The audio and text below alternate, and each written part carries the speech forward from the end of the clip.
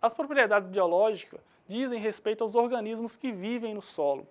Uma grande quantidade de organismos vive no solo e causam modificações nele. O solo pode ser considerado um organismo vivo devido à quantidade enorme de organismos que ele abriga, sendo que a maioria é microscópica, como fungos e bactérias. Temos os organismos benéficos, como os que compartilham nutrientes com as plantas, como as micorrizas, que são importantes na absorção de fósforo. E temos também as bactérias fixadoras de nitrogênio, que se associam à raiz das plantas e são capazes de retirar nitrogênio do ar atmosférico, deixando uma parte disponível às plantas. Mas temos também organismos que prejudicam as plantas, como os causadores de doenças.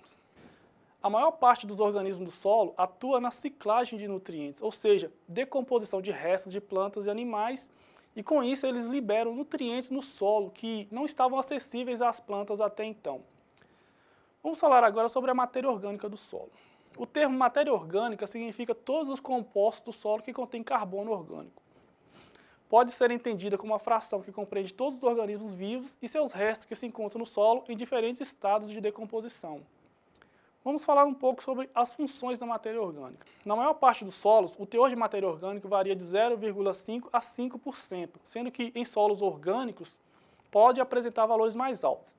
Ela propicia diversos benefícios para os sistemas de produção agrícola, benefícios químicos, físicos e biológicos. Em relação aos benefícios físicos, podemos citar que ela atua como agente cimentante dos agregados do solo, proporcionando maior estabilidade a eles. Isso aumenta a resistência do solo à erosão. Os benefícios biológicos dizem respeito ao fato da matéria orgânica conter compostos de carbono que servem de fonte de energia e nutrientes para os organismos do solo. Vamos abordar agora os processos de imobilização e mineralização. O processo de imobilização acontece quando os micro-organismos decompõem restos vegetais e animais do solo, utilizando os compostos e energia resultantes para seu próprio metabolismo e reprodução. Ou seja, eles imobilizam uma parte dos nutrientes que estavam contidos nos resíduos vegetais. Quando ocorre a morte desses micro-organismos, eles liberam no solo os nutrientes por eles absorvidos na forma solúvel, tornando esses nutrientes disponíveis às plantas. Esse processo é chamado de mineralização. Vamos falar agora da relação carbono-nitrogênio.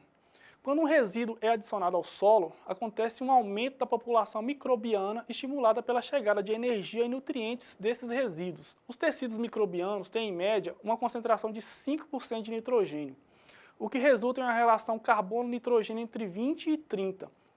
Isso significa que quando o resíduo adicionado ao solo possui uma relação carbono-nitrogênio entre 20 e 30, ele fornecerá o nitrogênio que os micro-organismos necessitam. Com isso, não ocorrerá imobilização nem mineralização. Porém, se a relação carbono-nitrogênio for maior, os micro-organismos terão que buscar outras fontes de nitrogênio, consumindo assim formas de nitrogênio que estariam disponíveis às plantas, resultando em imobilização e podendo causar deficiência temporária de nitrogênio às plantas. Quando a relação carbono-nitrogênio do resíduo é menor, haverá excesso de nitrogênio, que será desprezado pelos micro-organismos, ficando disponível às plantas, levando ao processo de mineralização. Bom, pessoal, com isso nós terminamos a nossa aula. Espero que vocês tenham gostado e conseguido absorver pelo menos uma parte. Vou lembrar a vocês que eu estou disponível no ambiente virtual para qualquer dúvida. Lembro a vocês de lerem a apostila, pois o assunto está mais aprofundado lá.